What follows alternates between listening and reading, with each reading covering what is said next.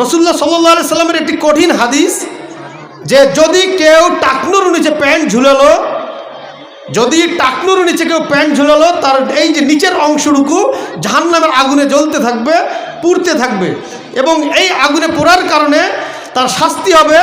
এই যে শাস্তি, এই আগুনে পোড়ার কারণে তার এই পায়ের যে তাপটা সম্পূর্ণ মাথায় গিয়ে উঠবে এবং মগজগুলো টকবক টকবক করে গলতে থাকবে, তাই না? রাসূল সাল্লাল্লাহু আলাইহি সাল্লামের যে প্রাণপ্রিয় চাচা আবু তালিব, তাকে এই শাস্তি দেওয়া হবে এবং এই শাস্তির পরে তার মগজগুলো টকবক করে গলতে গলতে এই মগজগুলো পড়ে যাবে। একবার চিন্তা করেন, চোখটা বন্ধ করে যদি আমি টাকনুর নিচে প্যান্ট পরি, আমার প্যান্টটা যদি টাকনুর নিচে থাকে, আমার লুঙ্গিটা যদি টাকনুর নিচে থাকে, আমার পরিদেহ বস্ত্র যদি টাকনুর নিচে থাকে, আর আমি যদি অহংকার বশত এই কাজ করে থাকি ইচ্ছাকৃতভাবে, তাহলে আমার জন্য কাল কিয়ামতের দিন এই শাস্তির বিধান রাখা হয়েছে।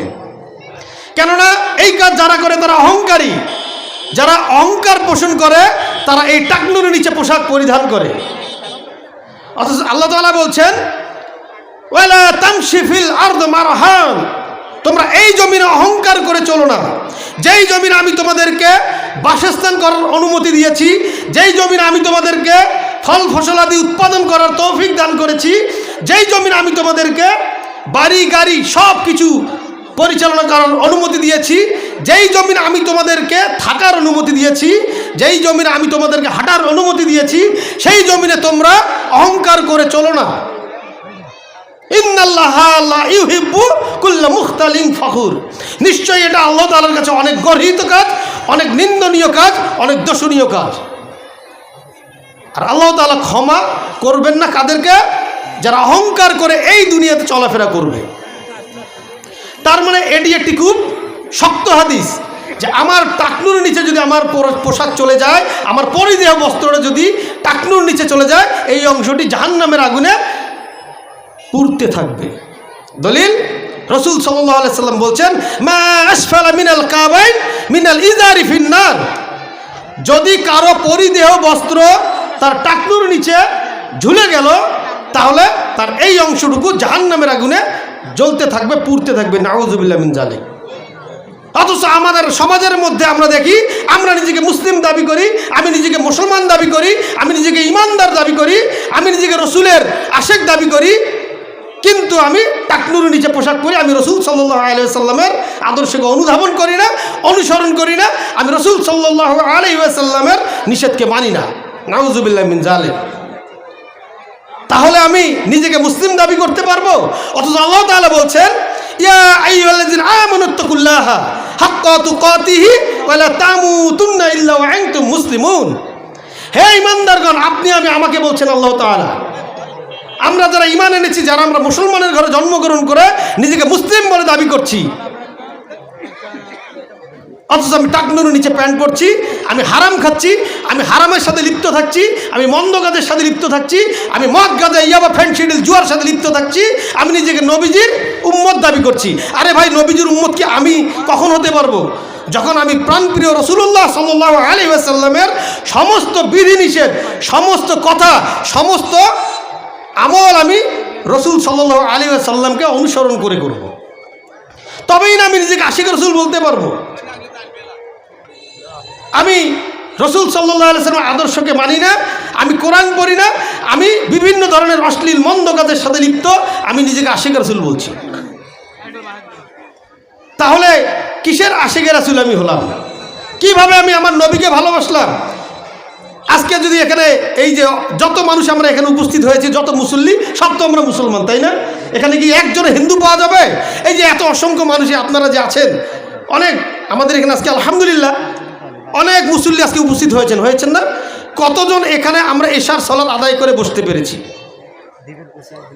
আমি বলবো না, আমি লজ্জা দিব না, কারণ এই প্রশ্নটা করলে আমি নিজেও লজ্জা পাবো। যদি বলি হাত তোলেন কে কে আজকে এশার সালাত আদায় করেছেন, এই প্রশ্নটা করবো না। কেননা একজনও যদি এখানে থেকে থাকেন, তাহলে তিনিও লজ্জা পাবেন, আমিও লজ্জা পাবো।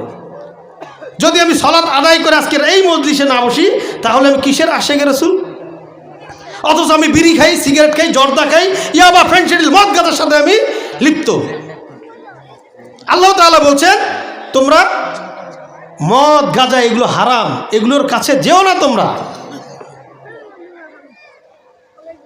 ইয়া আইয়ুহাল্লাযিনা আমানু ইন্নামাল খামরু ওয়াল মাইসিরু ওয়াল আনসাবু ওয়া আজলামু রিজসুম মিন আমালিশ শাইতান ফাস্তানিবুহু লাআল্লাকুম তুফলিহুন। সূরা মাইদার 90 নম্বর আয়াতে আল্লাহ তাআলা বলছেন, নিশ্চয় মদ মদ মদ মদ মদ মদ, জুয়া, মূর্তি পূজা এবং জাদুবিদ্যা, কালো জাদু, ব্ল্যাক ম্যাজিক করে না? ব্ল্যাক ম্যাজিক, একজন ভালো কিছু করলে জাদু করে, ব্ল্যাক ম্যাজিক করে, করে না ভাই? আপনাদের এখানে সম্ভবত নাই, কিন্তু আমাদের ওখানে আছে। ব্ল্যাক ম্যাজিক করে, একজন ভালো কিছু, পড়াশোনা ভালো করছে, ভালো জায়গায় বিয়ে হচ্ছে, ভালো চাকরি করছে, সে ভালোর দিকে যাচ্ছে, সে উন্নতির দিকে যাচ্ছে। নাই, হিংসা। আসমান, মনে রাখবেন, আসমান এবং জমিনের মধ্যে সর্বপ্রথম যে পাপ কাজটি সংগঠিত হয়েছিল সেটি হলো হিংসা। আসমান এবং জমিন, আসমানে করেছিল ইবলিস আদম আলাইহিস সালামকে, আর জমিনে করেছিল কাবিল হাবিলকে, যারাই ছিলেন আদম আলাইহিস সালামের প্রথম দুইজন পুত্র। তার মানে এই পৃথিবীতে হিংসা কিয়ামত পর্যন্ত থাকবে। যদি কেউ এই হিংসাকে বাদ দিয়ে তার জীবনকে পরিচালনা করতে পারে তবে সে পরিপূর্ণ মুসলিম হতে পারবে। কেননা হিংসা আমার আমলকে ধ্বংস করে দিবে। যদি আমি হিংসা পোষণ করি, আমার ক্ষতিগুলো কি কি দেখেন। যদি আমার পাশের বাড়ির একজন ভাই, আমার বন্ধু, আমার সহপাঠী, আমার আত্মীয়, আমার কোনো বন্ধু যদি ভালো কোনো অবস্থানে যায়, আমি যদি তাকে দোয়া করি, তাহলে আমার ভিতরে হিংসা থাকলো না, আমার কোনো অসুস্থ হওয়ার কোনো চান্স থাকলো না। কিন্তু তার উন্নতি দেখে যদি আমার হিংসা লাগে, আপনার শরীরে প্যালপিটেশন বেড়ে যাবে, আপনার রক্তের চাপ বেড়ে যাবে, আপনি খাওয়া দাওয়া বন্ধ করে দিবেন, আপনি নিজের পড়াশোনাটা বন্ধ করে দিয়ে, আপনি সে কেন উন্নতি করলো, সে কেন ভালো কাজের দিকে আগালো, সে কেন এই জায়গাটাতে পৌঁছালো, আমি কেন পারলাম না, এই চিন্তা করে আপনার দিন রাত নষ্ট করে ফেললেন, আপনি অসুস্থ হয়ে গেলেন। চিন্তা করা যায়? হিংসা এত খারাপ। এই হিংসা বিদ্বেষ যারা পোষণ করে তারা নিজের যেমন ক্ষতি করে, তারা অন্যরও ক্ষতি করে। এই হিংসার বশবর্তী হয়ে আমরা সমাজে অনেক বিশৃঙ্খলা ঘটা দেখতে পারি, তাই না? আমরা দেখতে পাই না, অনেক বিশৃঙ্খলা ঘটে, এগুলো আমরা দেখতে পাই শুধু হিংসার কারণে। তো আমরা রাসূল সাল্লাল্লাহু আলাইহি সাল্লামের আদর্শকে অনুসরণ যদি করি, আমি সালাত আদায় করার পরে কখনোই বিড়ি, সিগারেট, জর্দা, তামাক, গুল এগুলো খাবো না, এগুলো কখনোই খাবো না। যে শরীরটা হারাম দিয়ে তৈরি, মনে রাখবেন, যে শরীরটা হারাম দিয়ে তৈরি ওই শরীর কোনোদিন জান্নাতে যাবে না। এটা আমি বলছি না, এটা রাসূল সাল্লাল্লাহু আলাইহি সাল্লাম বলছেন। লা ইয়াদখুলুল জান্নাত জাসাদুল গুজিয়া বিল হারাম। যে শরীরটা হারাম দিয়ে তৈরি, যে শরীরের রক্ত মাংস, এই যে আমাদের শরীরটা আছে না, এই যে শরীর, রক্ত মাংস যেটা হারাম দিয়ে তৈরি, এই শরীর কখনো জান্নাতে যাবে না। কেউ মদ, গাঁজা, ইয়াবা, ফেনসিডিল খেয়েও এই শরীরে গোস্ত তৈরি করতে পারে, শরীর মোটা করতে পারে। আবার কেউ হারাম, সুদ, ঘুষ এগুলো খেয়ে ওই মদ, গাঁজা, ইয়াবা, ফেনসিডিলের ব্যবসা করেও এই শরীর গঠন করতে পারে। তো এই যে আমরা যখন আমাদের সমাজে একটা প্রচলন দেখেন, আমাদের পিতারা, আমাদের যারা পিতা আছেন, বাবারা কি করেন, যখন বিড়ি বা সিগারেট খায় তখন তার ছোট্ট ছেলেকে কি করে, বাবা যা দুটো আগুনটা ধরিয়ে নিয়ে আসো, করে না? ছেলেকে দিয়ে এই কাজ করে। ঘরের ভিতরে সিগারেট খায়, বিড়ি খায়, সিগারেট খায়, বিড়ি খায়, খাওয়ার পরে বলে যে আমার ছেলেটা, যখন তার ওই সন্তানটা বড় হয়, ওই যে বাবাকে দেখলো বিড়ি সিগারেট খেতে, তখন ধীরে ধীরে ধীরে ধীরে সেও একটা সময় ধরে ফেলে। কেননা পরিবার তার প্রথম শিক্ষা প্রতিষ্ঠান, পরিবার তার প্রথম শিক্ষা প্রতিষ্ঠান। আর আপনি মনে করছেন এই বিড়ি আমার তো কোনো মস্তিষ্কের বিকৃতি ঘটাচ্ছে না, অতএব এই বিড়ি খাওয়াটা জায়েজ আছে, বলে না, অনেকে বলে না, ফতোয়া দেয় না। অথচ রাসূল সাল্লাল্লাহু আলাইহি সাল্লাম বলছেন, কুল্লু মুস্কিরিন খামরুন ওয়া কুল্লু খামরিন হারামুন। প্রত্যেক নেশাজাত দ্রব্যই মদ এবং প্রত্যেক মদই হারাম। যদি বিড়ি, আপনার বিড়ি, সিগারেট, গুল, তামাক যদি আপনার নেশাই না ঘটাবে, যদি আপনার মস্তিষ্কে বিকৃতি না ঘটাবে, মস্তিষ্কের বিভ্রান্তি না ঘটাবে, তাহলে আপনি টেনশনে বললে কেন বলেন যে একটা সিগারেট খেতে হবে? টেনশনে বললে কেন বলেন যে জর্দা ছাড়া পান খেলে ঘাসের মতো লাগে? টেনশনে বললে কেন আপনি গুল খান? শুধু কি মদ, গাঁজা, ইয়াবা, ফ্যানসিডিলই নেশাজাত দ্রব্য? বিড়ি, সিগারেট, জর্দা, তামাকগুলো নেশাজাত দ্রব্য। কিভাবে এগুলো কিভাবে মস্তিষ্কের বিকৃতি ঘটায়? রাসূল সাল্লাল্লাহু আলাইহি সাল্লাম বলছেন, মা আকসারা কাসিরহু ফাকালিলুহু হারামুন। যে জিনিসটি অল্প বেশি খেলে মস্তিষ্কের বিকৃতি ঘটাবে, সেই দ্রব্যটি অল্প খেলেও হারাম। কিভাবে? বিড়ি তো আপনার বেশি খেলে মস্তিষ্কের বিকৃতি ঘটে না, কিন্তু ওই বিড়ি বা জর্দা, সিগারেট, ওই তামাককে আপনি শুধুমাত্র একটা পানির মধ্যে একটা সিগারেট মিশিয়ে দেন, ওই তামাকগুলো ভিজিয়ে দেন, ওই পানিটা আপনি নিজে খেয়ে দেখেন। আপনি ধূমপায়ী, আপনি ধূমপান করছেন, আপনি নিজে খেয়ে দেখেন আপনার কি বিকৃতি ঘটে মস্তিষ্কের, আপনি দেখেন। তাহলে বুঝতে পারবেন এটা নেশাজাত দ্রব্য কিনা।